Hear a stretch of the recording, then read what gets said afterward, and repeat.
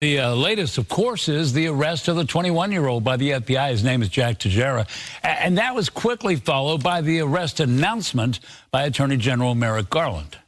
Justice Department arrested Jack Douglas Teixeira.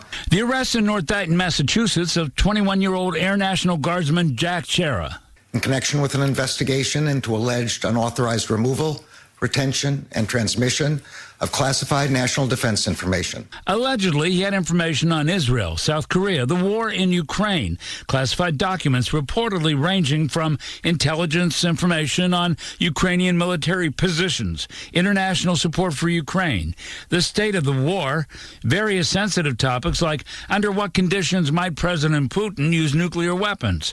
The arrest coming just hours after the Washington Post conducted an interview with a friend of the alleged leaker who is said to oversee a private online group on Discord, a site popular with gamers. He is not interested in helping any foreign agencies with their attack on the U.S. or other countries. There is nothing contemporaneous that I'm aware of that is of great consequence. Pushback from Ohio Republican Congressman Mike Turner was quick. You don't share your game plan with your adversary. Certainly in this instance, there are lives at stake. This is not a game. And there was concern from former U.S. Ambassador to NATO, Kurt Volker. It's revealed yet again we spy on our allies. We can't keep our secrets. That is a little troubling. The 21-year-old was in the 102nd Intelligence Wing of the Massachusetts Air National Guard. He was working as a cyber transport systems journeyman. In other words, he was responsible for keeping the internet working at all of the air bases. It is a wild story of how he shared all this information with these young people for months. And it keeps unfolding like the layers of an onion. The charges could be significant if they're under the Espionage Act. He could get 10 years for every count if convicted. So there's a lot riding on this. 21 years old. Yeah.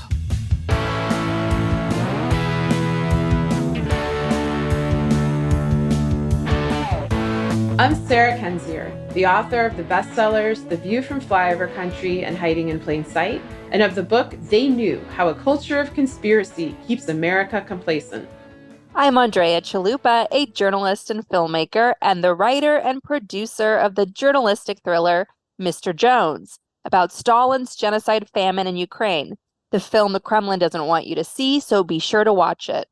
And this is Gaslit Nation, a podcast covering corruption in the United States and rising autocracy around the world.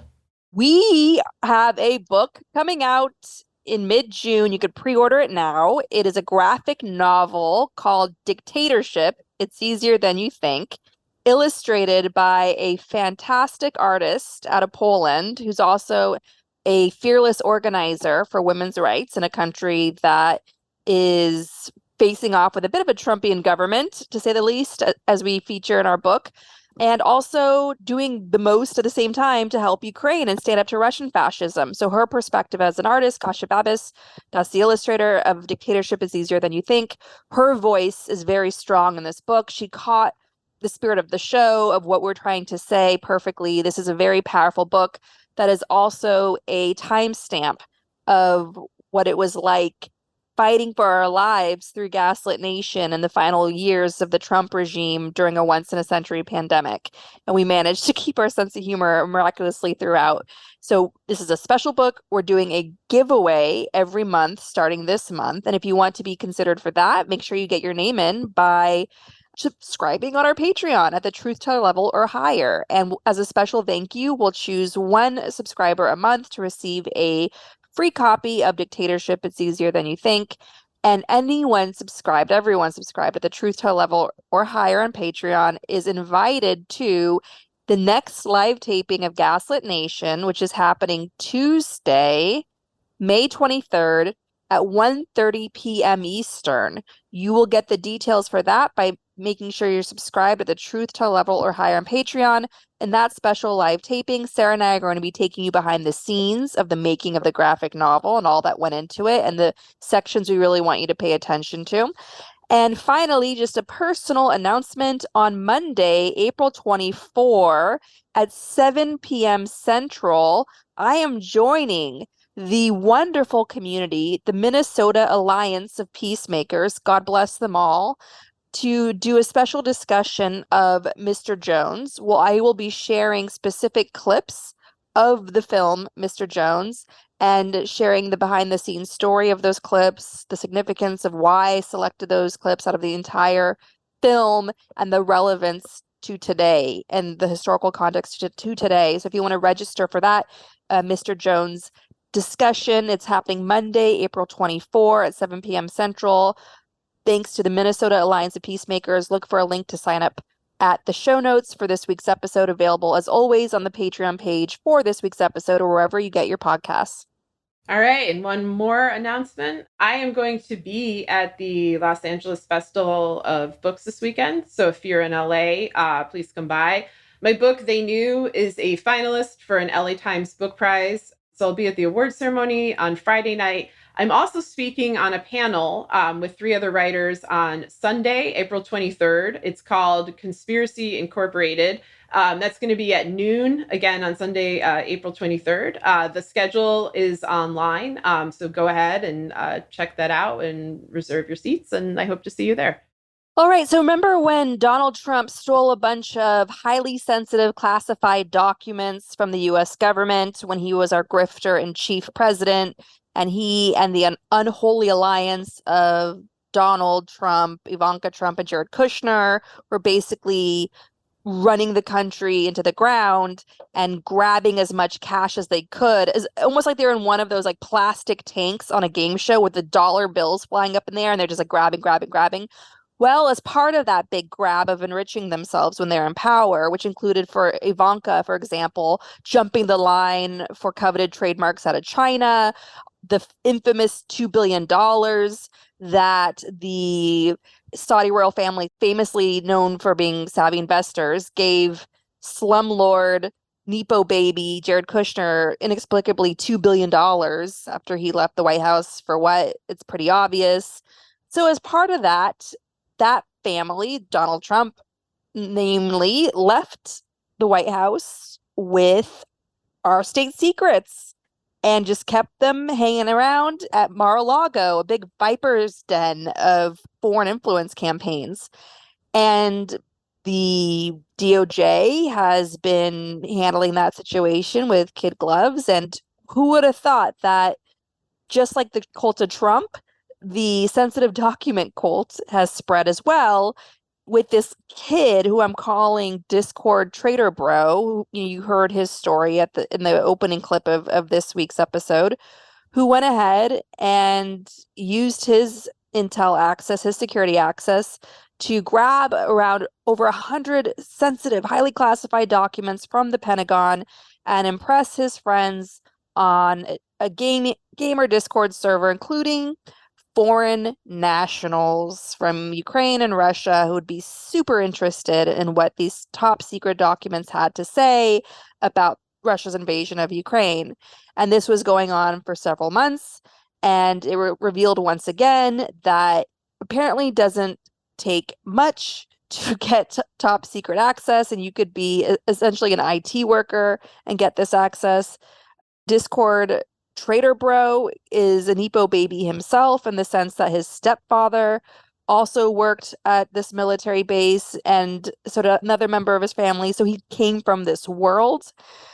And the leak was so stupid, so sensitive, and was doctored, as we'll get into later, in a doctoring frenzy to make the Ukrainian side look devastated, according to these doctored Pentagon leaked papers, and the Russian side to be winning. And that doctoring went all the way up to Tucker Carlson, who gleefully shared it on his show, a show that is constantly praised by Putin's state media over in Russia, where they love sharing Tucker Carlson clips and celebrating him as one of their own. And by the way, speaking of Tucker Carlson, as you probably already know, it's worth repeating, Trump was recently interviewed in a really bizarre, typical Trumpian interview, where he uses the platform, Tucker Carlson's platform, to kiss up to dictators, including signaling to Putin that he really, really needs his support again in the upcoming 2024 election, which he's currently running in, even though he has been indicted, and even though he attempted to violently overthrow our democracy, leading to the deaths of several people. He's a very smart Putin. Very smart. Now, he's had and probably a bad year. Don't forget, that whole thing is not, if he took over all of Ukraine. And what are we going to do? Because Biden is so committed to Ukraine. And as we all famously know from the landmark Fox News trial that is starting today, through all the discovery, that Tucker Carlson personally seems to hate Trump, even though they're both proud Kremlin mouthpieces. Maybe it's like a sibling rivalry thing. They each want to be Putin's favorite. So let's get on to this really bizarre story that has been unearthed out of this latest Pentagon Papers leak, a classified documents leak. And what's important to note, if you read through the reporting, so the Washington Post, when the story first broke, it had the coverage on it saying that Jack Takera was just a young kid trying to impress his friends on a Discord server. He really doesn't have any dog in this fight. But if you read through the lines, it's clear that he's had his mind hijacked by Russian disinformation, because one of the references he made during this leak was the Russian meme of bear versus pig, which is what the Russians use to proudly, gleefully celebrate online their genocide of Ukrainians. Bear versus pig is staunch pro-Russian fascism propaganda. And this Discord Traitor Bro, Jack Takera, used it. The bear symbolizes Russia. The pig is the reference that these Russian fascists make to Ukrainians. And the imagery is the fierce Russian bear slaughtering the helpless pigs, right? That's what it represents. It's genocide imagery. And this traitor to our country fell for it, furthered it, pushed it. When this story first broke, my gut instinct, the first thing I thought was, this is a Tucker Carlson gateway drug culprit. Like, Tucker Carlson is ultimately behind this leak by poisoning the minds of a sizable percentage of conservatives across the country into thinking that Russia is strong, that Russia is deserving of respect, that Russia is a normal country, that Russia is an ally, that we should have no dog in this fight, and pushing all this stuff against Ukraine, including trying to demoralize everyone by claiming that Ukraine is losing, so and so and so on, even though it's actually the reverse. And Russia is losing the war that they started, to the tune of an astronomical amount of dead soldiers, an estimated 200,000 dead or injured Russian soldiers. And they're going around begging for whatever they can get to resupply their military, and has gone to the point where Putin has had to cancel the World War II military parade that the Russians like to hold every May to celebrate the victory in Europe over Nazism. Remember, World War II to Russians is like a religion. They, especially under, it's always been there. They've always had this, yay, Stalin, Uncle Joe Stalin defeated Hitler, and they couldn't have done it without the Soviet Union. The Soviets got to Berlin first. They've turned all that into a hardcore nationalistic religion, cult level fervor. And Putin has projected that onto the Ukrainians by calling them fascists and mobilizing the country, brainwashing regular Russians to rise up and join the cause of going to Ukraine and doing what their grandparents did by liberating Ukraine from the so-called Nazis, right? So that whole religion of World War II in Russia, it's very much part of this current invasion in Ukraine. Never mind that Stalin got World War II started in the first place when he and Hitler had a pact together, a secret pact to carve up Europe.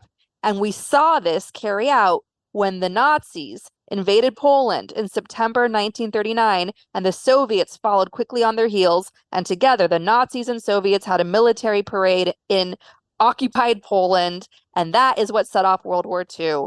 And you can read about all that in our new book, Dictatorship. It's easier than you think.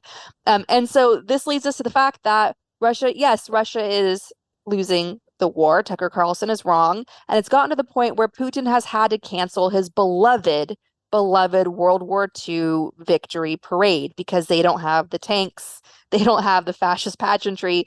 Every single scrap of metal they need is being sent to their genocidal invasion of Ukraine. That's the reality of the ground there. But that's not going to stop idiots online from trying to invent alternative realities that they can then profit off of. Remember, Fox News is the most watched cable news network. They have a massive, massive, massive war chest of money coming in, blood money, of course, and they have a whole Twitter sphere, a social media blogosphere, linked arm in arm with the Russian version of this. That's linked arm in arm and backed by the FSB, a Russian state intelligence, right? And a disturbing story of that is the tale of Donbas Devushka, which translates to Donbas girl. It's a whole social media network, Twitter, YouTube, Telegram, glorifying Russia and its invasion of Ukraine, selling merchandise, cheerleading for Putin. The image of Donbas Devushka is militant looking but alluring, with her eyes showing above a mask, the rest of her face hidden by this dark mask, dark hair, very mysterious and alluring, staunchly anti-Ukrainian. Donbas Devushka pretended to be motivated by being a Ukrainian from Donbas, the part of Ukraine my family is from, where Putin has been invading since 2014. It turns out, guys, Donbas girl is actually an asshole from, where else? New Jersey. She's from fucking New Jersey, and she served in the Navy. Her name is Sarah Bills, and she currently lives in Washington State. From this wonderful Wall Street Journal article, which we'll link to in this week's show notes, an archived version of the Donbas Devushka page on My Shop Online shows merchandise praising Mr. Putin and Chechen leader Ramzan Kadyrov, and items with the Z symbol of the Russian invasion. The main image of the For Fun section is a red-headed woman in a Russian uniform pointing a finger at a submissive pig. The Discord group where the classified files were originally leaked by the Discord Traitor Bro was called Bear versus Pigs, in line with Russian memes depicting Ukrainians as hapless pigs being slaughtered by the mighty Russian bear, end quote. So there's this whole culture war of traitors, like a Comic-Con of traitors, and it's being fueled and driven by Tucker Carlson's Fox News. And I don't know why the hell more isn't being done to stop that, why lawsuits aren't trying to stop this because of the real world danger that he's causing. She launched, Donbas Devushka, back to her, she launched her account in late 2021 as the news of the impending Russian invasion was just starting to ramp up.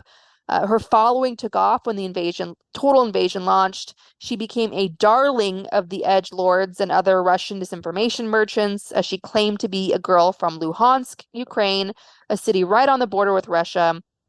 So she seemed like a Ukrainian girl who was telling the quote-unquote other side of the war, the side of the Ukrainians who might want to be with Russia.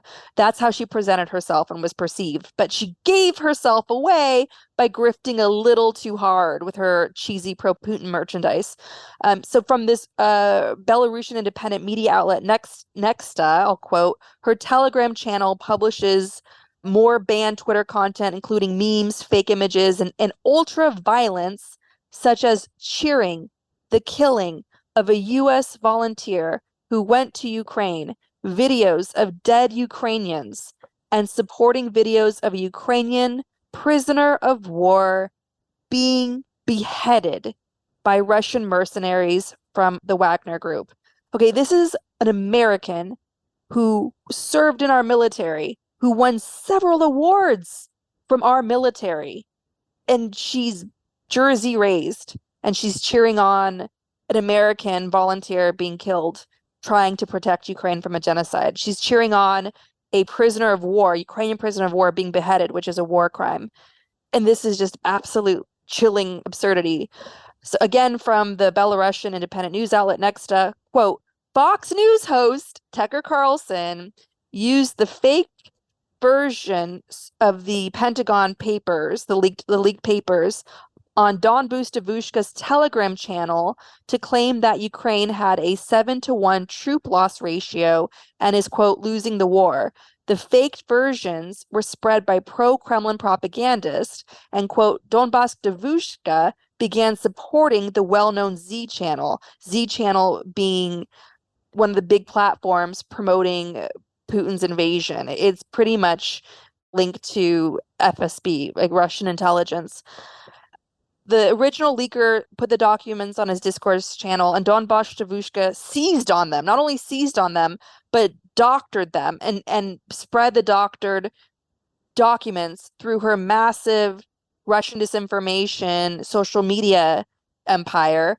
And Tucker Carlson laps it up and promotes this disinformation to his massively huge American audience, spreading lies, brainwashing them, hijacking their minds, and further trying to divide Americans against their own national security interests. This is happening, and there doesn't seem to be a way, apparently, to stop it, because it's happened, and it likely will happen again and again. And it could incite violence, like it already did with January 6th, these types of things. And also, it could lead to, let's put it this way, it could help bring a DeSantis or someone like him to power in 2024, these sorts of operations, like the disinformation, the Russian disinformation seeded online and making its way up into Fox News. Not that Fox News obviously needs the help. They're currently being sued for being disinformation merchants, for being lie merchants, a lie factory. But the reality is that Sarah Bills, aka Don Bustavushka, she's still going. She's still out there. She's still doing her thing. She's still spreading lies like this. And Tucker Carlson, he's still at it too. Nothing's stopping him. So if this is all shocking to you, it's only going to get worse heading into 2024 when so much is at stake. Our democracy, we're still living with the fallout of 4 years of Trump, and we're going to be living with that fallout for the rest of our lives. And also the whole fate of Ukraine. If a Republican gets into the White House in 2024, what does that mean for the future of Ukraine?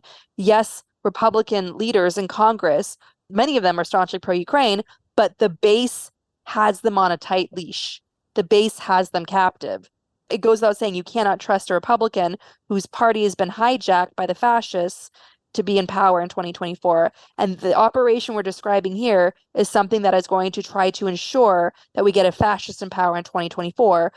And they're uniting with Putin to do this. I just wanted to sort of pull back a little. And this entire story is made possible by the fact that there wasn't accountability for Trump and his administration, that there wasn't accountability for Putin's invasion of Ukraine in 2014, to which there was no reaction. And then the movement that emerged from that, all of these alliances between people like Flynn and Putin, between Felix Sater and Michael Cohen, collaborating with Kremlin officials to get Trump in, this complete, I don't even want to say negligence of national security, but complicity of national security, in which you see the GOP partnering with Kremlin agents, with oligarchs, with corrupt plutocrats internationally, in order to move forward a movement of right-wing authoritarianism combined with organized crime meant to hijack representative democracy worldwide. We've been dealing with this movement. I mean, this is what we've been covering for 8 years. And this story, this particular revelation, this particular chapter, I should say, comes as no revelation because it's simply more of the same. It's more national security documents leaked as, Trump's were stolen, as Kushner stole them.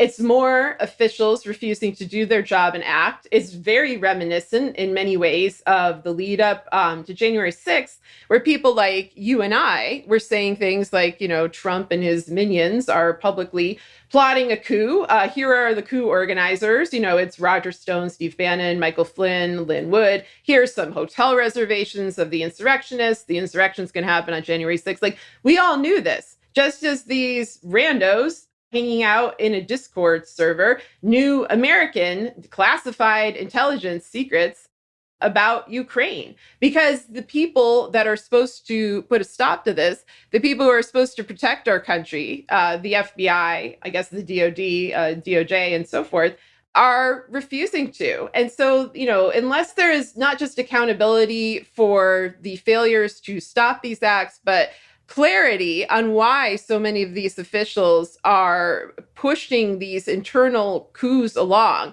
are weakening the security of the United States, weakening the security of Ukraine, enabling the tandem operations that are targeting both officials, we're never going to move forward. And it's notable to me that, this is all happening this week with the general background of, mid-April violence that happens in America routinely. All of these special dates that I believe Jake Teixeira was citing, things like Waco or the Oklahoma City bombings, and then other dates that happened on other events that happened on April 19th or 20th, the 1985 ATF raid on the group The Covenant, the Sword, and the Arm of the Lord, the execution of Richard Snell, the militant who was executed on the day that McVeigh carried out Oklahoma City bombings. You have the Columbine shooting. You have Hitler's birthday on April 20th. Like, this is historically a very dangerous week. And so this is a time when our national security officials should really be on guard for domestic militancy, for hostile foreign operatives, for treason, because that is at the heart of this.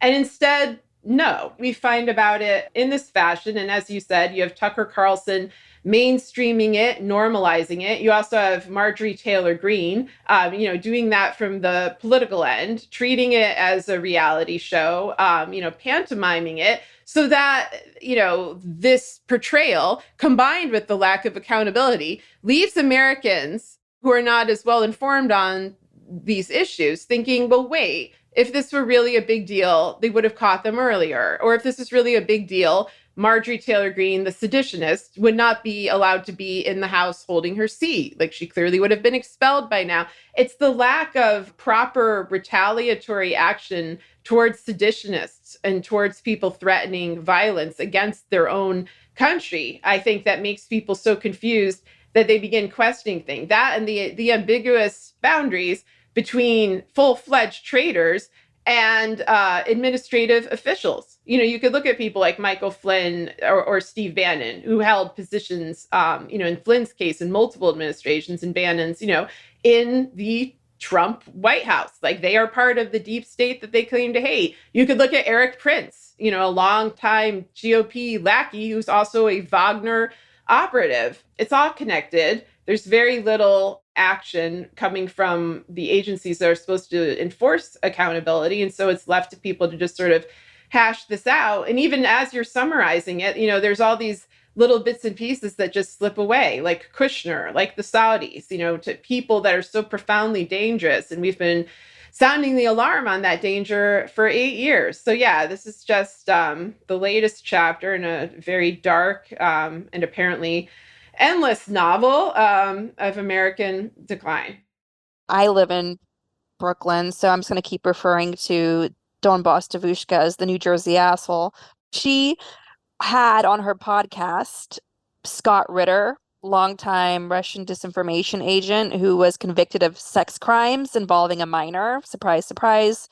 Garland Nixon, another disinformation merchant, and Jackson Hinkle, same thing. This is like the whole pro-fascism crowd gathering together. And what's really funny is that she would do this podcast in a Russian accent. Oh, I heard that. How did anybody think that was real? Like, I heard those clips and are you playing any? I feel like I don't know if we should play them. We'll play. Yeah. So here's a sample. Here's a sample. I approach from geopolitical angle, me and JM, just me for the most part.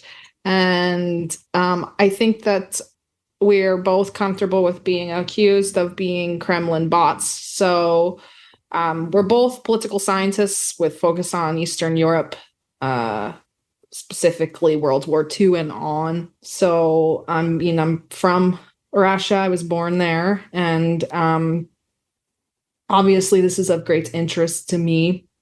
But I do not claim, nor do I know very much militarily about this conflict. So I kind of just rely on Scott.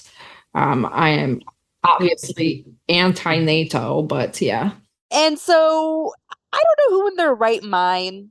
I mean, she basically is not in her right mind, according to reports of her friends and family. Her mother said that she's known to make up stories.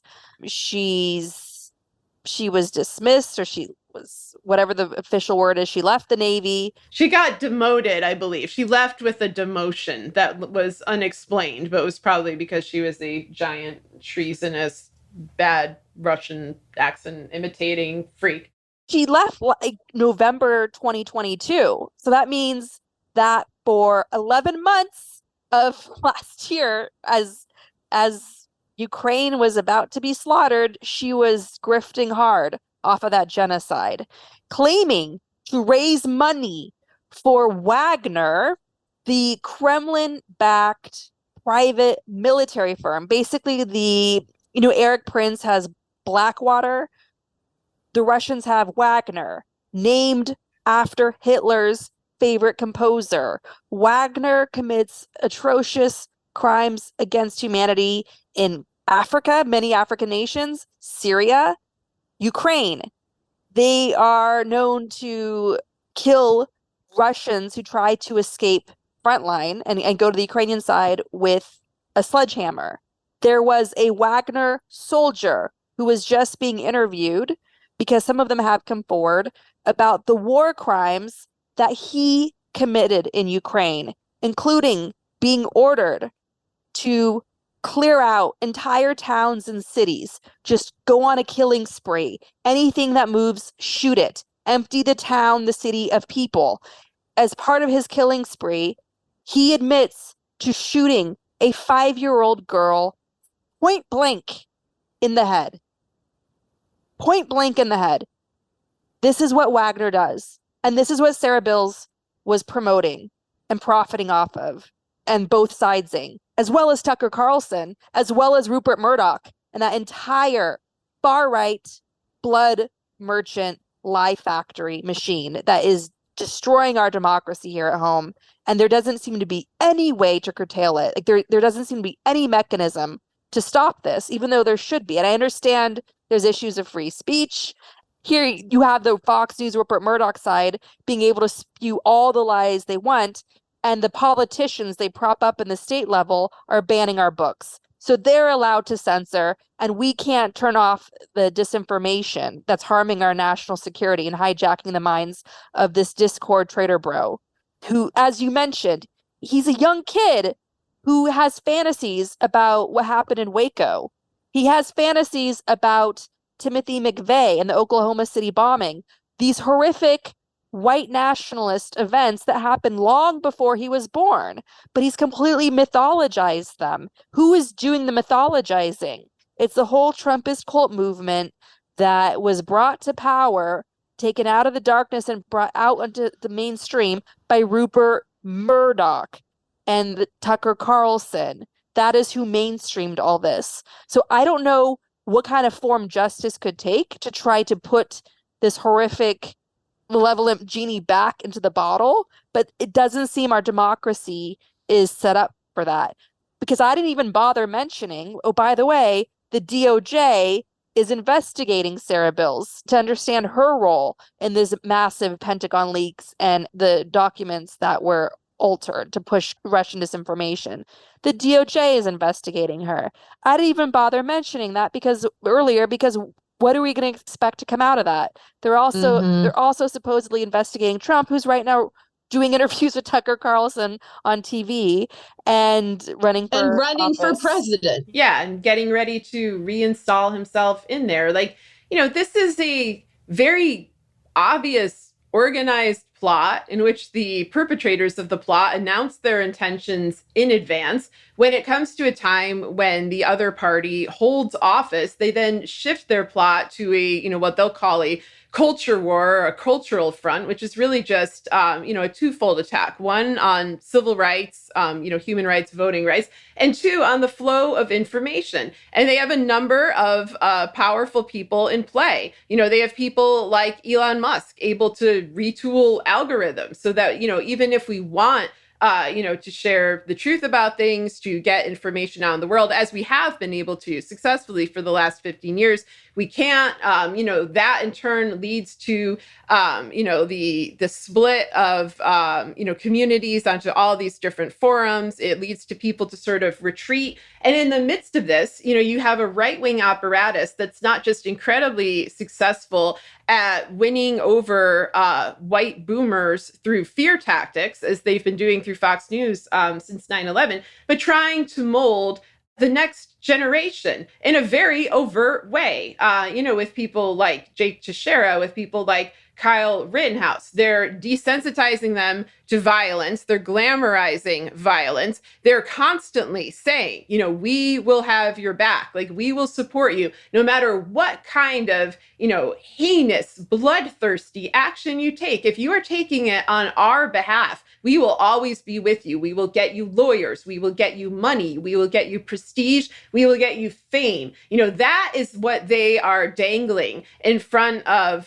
young men in their late teens, in their early 20s, and they're also trying to create this caricature, of a world in which, young white men are hated, by evil liberals who are out to ruin their existence. They have operatives like libs of TikTok, that selectively take information off of that social media website, or just find sort of really anomalous examples and then say, this is my stand-in for all trans people. This is my stand-in for all gay people. Like, they're doing this with incredible deliberation. There's this mythology that because of the cartoonish nature of somebody like Trump, the buffoonery of somebody like Roger Stone, that they're not slick, that they're not organized. Like, they are incredibly organized, and their entertainment value, their willingness to combine violence with nasty humor, with a WWE style of presentation, like that is what is bringing people into the fold.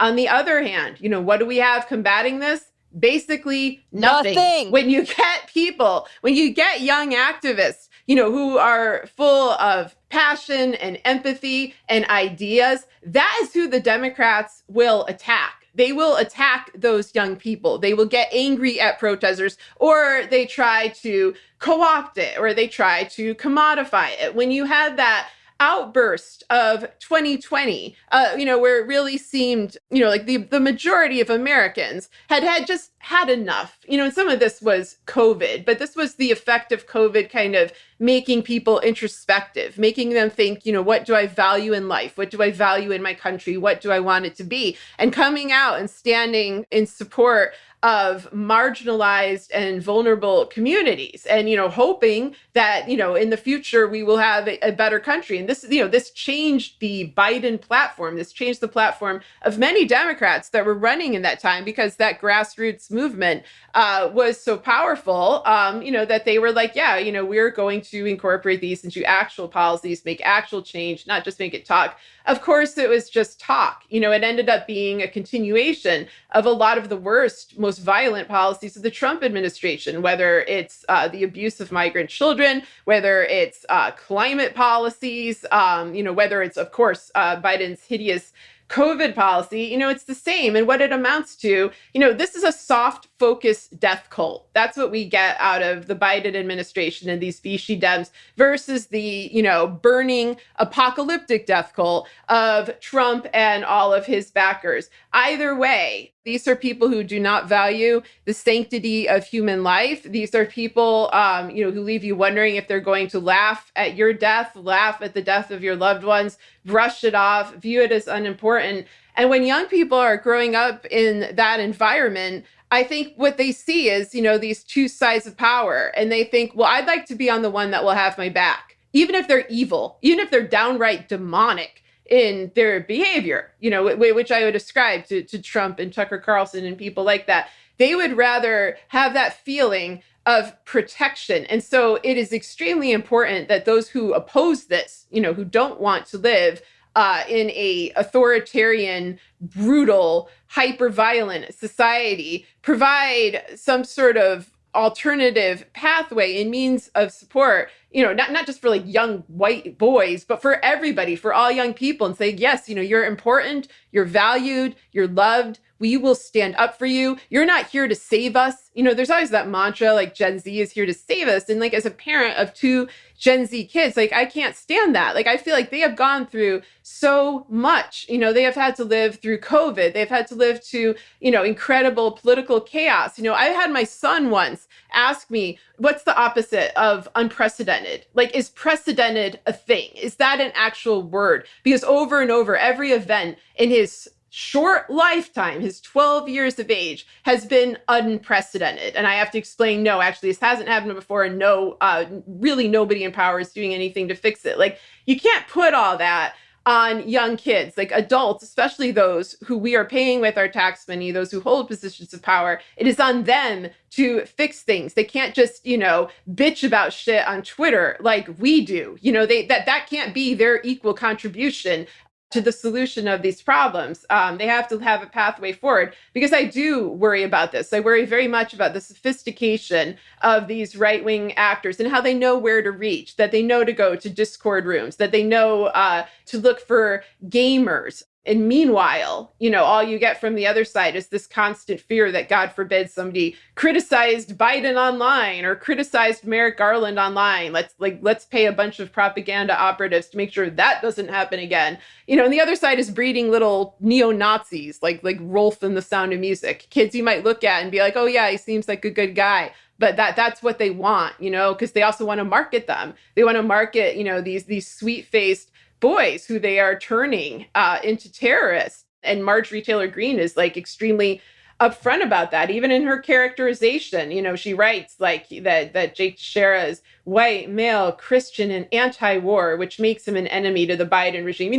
This is total bullshit. Like, he is a traitor, I mean, you might be able to say this is somebody who's been used. This is someone who's been taken advantage of, but, he did what he did, and it has nothing to do with him being white, male, Christian, and anti-war. The vast majority of people who are white, male, Christian, and anti-war, he's not. He's pro-Putin's war. He's anti-Ukraine defending itself. He wants to feel powerful. Yes. He's a fascist. Yes. He would have been there on January 6th if he probably could.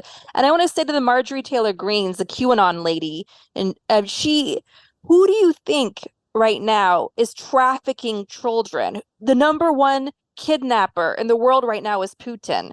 He is kidnapping thousands upon thousands of children out of Ukraine, forcing them onto Russian-occupied territory, into Russia itself, and then bragging on his state television empire that he's doing this and how he's supposedly placing these children with other families. There are reports of these children being beaten, being tortured, being terrorized, being told their parents are dead, their parents never loved them. These children are going through a nightmare, a living nightmare for those that are still alive. And God only knows what is happening to them. The sexual exploitation, the rape. Russia, even before the war, was one of the largest human trafficking countries in the world. Massive problem there. They're all tied up in Jeffrey Epstein's empire. That's why Trump was so pro-Russian all of these decades, was because of the easy girls coming out of Russia. You had reports of these oligarchs, these Russian-linked oligarchs, having these yacht parties with endangered species, the hides of endangered species on their bar stools, flying in virgins from God knows where. And Marjorie Taylor Greene is supporting the worst child trafficking operation in the world right now, which is Putin's Russia. QAnon lady, really, Marjorie Taylor Greene is a handmaiden to abusive, abysmal, nightmarish child trafficking right now, with every Kremlin lie that she speaks coming out of her mouth, paid for probably by dark money rubles, okay? That's what that is all about. And my God, if you can just confront what Russia is doing to the children, if you can just take down that operation, the journalists, the humanitarians, the leaders out there, the public servants, you will take down the entire giant apparatus. Because the reason why they are fighting so hard, the reason why they're being so terrifying, the threat is constantly there. It's because they want to live above the law. They want to be able to fuck whoever they want and get away with it. They want to be able to rape and get away with it. They want to be able to enrich themselves and get away with it. That is why, again and again, you're constantly finding, oh, GOP official over in Arizona just got busted for child porn and, or molestation or whatever. There's constant stories of that coming out constantly, because that is what they're working towards. They want life to be some disgusting orgy of stealing lives, owning bodies. That's what dictatorship fascism does. That's what Mussolini was all about. That's what Hitler's officers were all about. That's what the Russians are doing. They have systemic rape that they're carrying out in Ukraine right now. And that is what we're fighting for. We're fighting for civilization itself right now. That is what this war is against, is like fighting for civilization and fighting for a future and fighting for simple laws being upheld and accountability and justice. It's very basic, and they're assaulting all of that. And I want to apologize to our listeners in New Jersey. I do not think you're assholes. That should be obvious. My grandma lived in New Jersey for many, many, many years in Pompton Lakes, and I used to go there all the time. I just think it's funny because I'm a New Yorker. I've lived here for 20 years. I've been raised by New Yorkers. So it's just me busting your balls like we do here in Brooklyn. I love you, New Jersey. You're a wonderful state. I got to see Paul McCartney in New Jersey for my birthday. I love you forever for that. You're great people. I miss my grandma very much in Pompton Lakes. Okay, so I just wanted to clear that up. But I do want to say there are movements pushing back against the hell that we're all facing. For instance, the online grassroots movement of fact checkers and boinkers, known as NAFO, the North Atlantic Fella Organization, is a grassroots army of Ukraine supporters from all walks of life, men and women all over the world, who have various versions of a Shiba Inu dog as their avatar. They're known as NAFO, hashtag NAFO. What you do to become a fella is you donate to a Ukrainian cause, like the Georgian Legion that's fighting for Ukraine, and somebody in the community just gives you your own Shiba Inu dog avatar based on whatever tickles your fancy. And then you have that as your avatar, and you join the whole hashtag NAFO movement online. And together you fact check the disinformation merchants of death, including the Kremlin official accounts. And it was NAFO that was really digging into this, along with the wonderful investigative journalists at Bellingcat. And they were pulling the strings of the sweater, and it all came unraveled. So thank you, NAFO, for that. It's a full-fledged organic movement.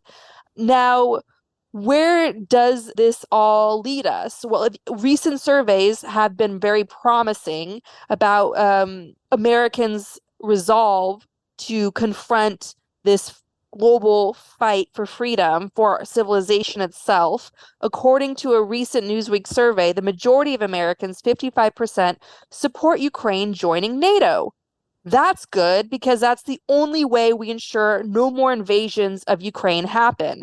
First, Russia has to be crushed in Ukraine, and that may happen in the coming spring offensive if the Biden administration and Jake Sullivan, his national security advisor, hurry up and rush and get Ukraine the F-16s that it needs to close its damn skies. The one silver lining out of this massive Pentagon leak is that it drew a huge neon sign pointing to the fact that Ukraine's Air Force is depleted, and Ukraine's Air Force needs to be rebuilt desperately if Ukraine is going to survive.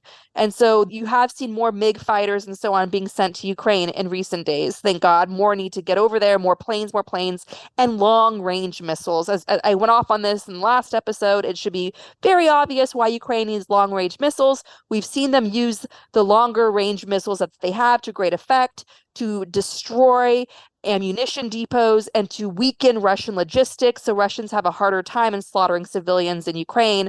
So again, very simple ask. Reach out to your public servants in Congress, wherever they are that represent you in the halls of power, and tell them to do everything they can to support Ukraine, support Ukrainian refugees, and get Ukraine everything it needs to win this war. We have to accept the fact, we have to prepare ourselves that there needs to be a winner. In order for this war to end, Ukraine must win. And once Ukraine wins, Ukraine needs to join NATO.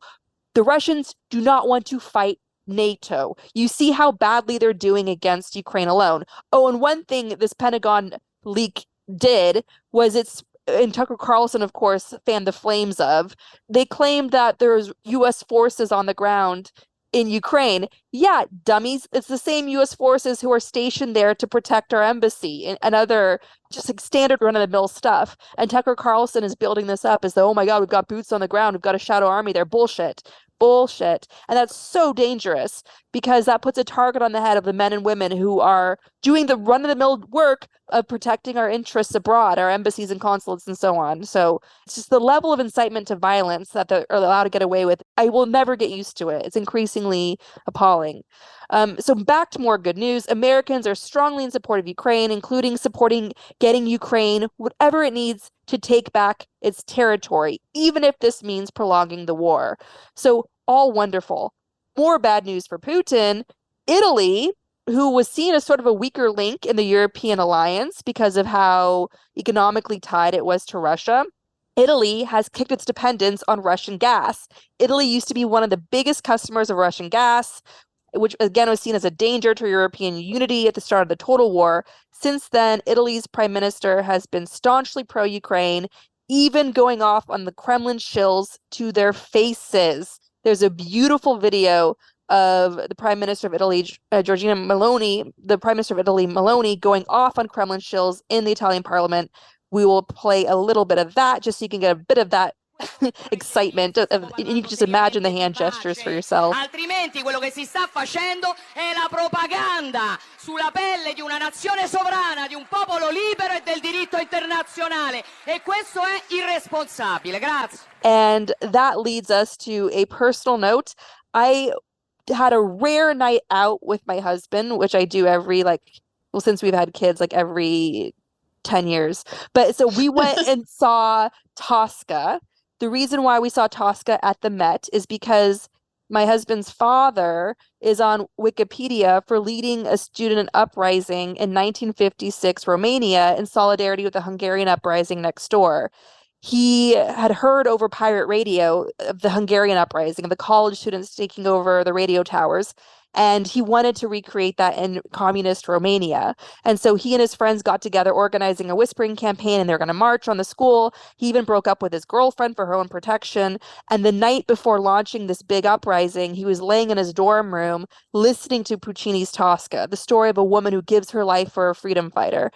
And as he's listening to this opera Tosca, there's a knock on his door, and it's like half a dozen Securitate agents, secret police agents, who drag him away in front of everyone to make an example of him. And he was thrown into a communist prison for 6 years, where he was literally told that he was sent there to die. And he was tortured, and all this horrific stuff happened to him. In a lot of families like this, that trauma of that event, of what he survived, carried on through the family. Like anyone that's been through that lingers, that's there. And so Tosca is very personal to us. The power of art to remember, to pay tribute to. Again, that is what the power of art is. Art gives space to our ancestors. Art gives space to our personal identity, to our childhoods, to the stories we grew up with, to the people we love. So through the power of art, we paid tribute to him by going to the Met to go see Tosca. And I was so overjoyed because it was a Ukrainian soprano who played the role of Tosca beautifully, masterfully. And God bless the Met. This man came out on stage right before the curtain went up and gave tribute to Ukraine's defenders. There were Ukrainian soldiers who were in the audience of Tosca with us. And right away, people started standing up and applauding, giving the Ukrainian soldiers a standing ovation. And it was so incredibly moving to see. I needed that. Like, my soul needed to feel that support. In this world of Tucker Carlson's trying to demoralize everyone and lie to everyone and create an army of zombies to usher in the apocalypse, it's so needed to see that level of humanity and solidarity and creativity and love. And after the final curtain call, when they came out on stage and the beautiful Tosca came draped in the Ukrainian flag and the audience just went wild, it's just so heartfelt. So I want to thank everyone at the Met for their staunch support of Ukraine. It is so beautiful and so necessary to see.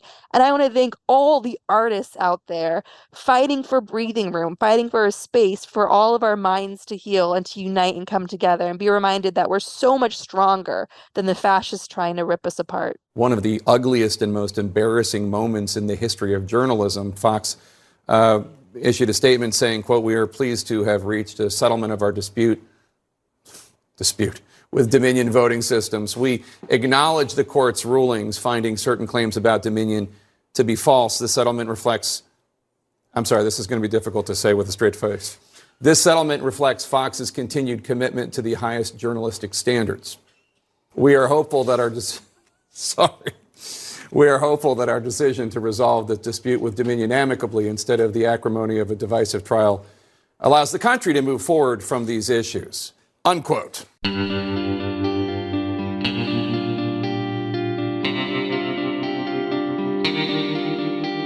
Our discussion continues, and you can get access to that by signing up on our Patreon at the Truth Teller level or higher. We encourage you to donate to help rescue and recovery efforts in Turkey and Syria following the devastating earthquakes in early February. To help people in Turkey, visit the TPF Türkiye Earthquake Relief Fund at tpfund.org. To help Syrians in need, donate to the White Helmets at whitehelmets.org. We also encourage you to help support Ukraine by donating to Razom for Ukraine at razomforukraine.org. In addition, we encourage you to donate to the International Rescue Committee, a humanitarian relief organization helping refugees from Ukraine, Syria, and Afghanistan. Donate at rescue.org. And if you want to help critically endangered orangutans already under pressure from the palm oil industry, donate to the Orangutan Project at theorangutanproject.org and avoid products with palm oil. Gaslit Nation is produced by Sarah Kenzier and Andrea Chalupa. If you like what we do, leave us a review on iTunes. It helps us reach more listeners. And check out our Patreon. It keeps us going. Our production manager is Nicholas Torres, and our associate producer is Carlin Daigle. Our episodes are edited by Nicholas Torres, and our Patreon exclusive content is edited by Carlin Daigle. Original music in Gaslit Nation is produced by David Whitehead, Martin Vissenberg, Nick Farr, Damian Arriaga, and Carlin Daigle. Our logo design was donated to us by Hamish Smith of the New York-based firm Order. Thank you so much, Hamish. Gaslit Nation would like to thank our supporters at the producer level on Patreon and higher. Footsie Tootsies, Chick Quinn, Lily Wachowski, Sean Rubin, Todd S. Pearlstein, Kenny Main, John Schoenthaler, Ellen McGirt, Joel Farron, Larry Gasson, Erica Moore, Karen A. Deal, Nico Phillips, Brian E. Castor, Tatjana Birch, Karen Heisler, Ann Bertino, Chris Bravo, Stephanie Brandt, MD, John Millett, David East, Ida, Ben Wheaton, Joseph Mara Jr., Julie Matthews, Meganopolis, Mark Merck, Barbara Kittredge, Matthew Womack, Silas Frank, Sean Berg, Kristen Custer, Tracy Ash, Kai Gillis, William Barry Reeves, Sharon Hattrick, Richard Smith, Emmy, Kevin Gannon, Mike Christensen, Sandra Collins, Katie Masuris, John Laughlin, Emily Fenning, James D. Leonard, Leo Chalupa, he's back, couldn't stay away, Carol Golstad, Jason Benke, Marcus J. Trent, Joe Darcy, Ann Marshall, Jeremy Lewis, Joel Newman, Trigve, D.L. Singfield, Matt Perez, Nicole Spear, Brian Tajuden, Abby Road, Jens Eilstrup Rasmussen, Z.W., Kathy Kavanaugh, Sarah Gray, Diana Gallagher, Jennifer Ann Luter, John Ripley, Ethan Mann, Leah Campbell, Lynn Schneider, Jared Lombardo, Tanya Chalupa. Thank you all for your support. We could not make Gaslit Nation without you. Thank you.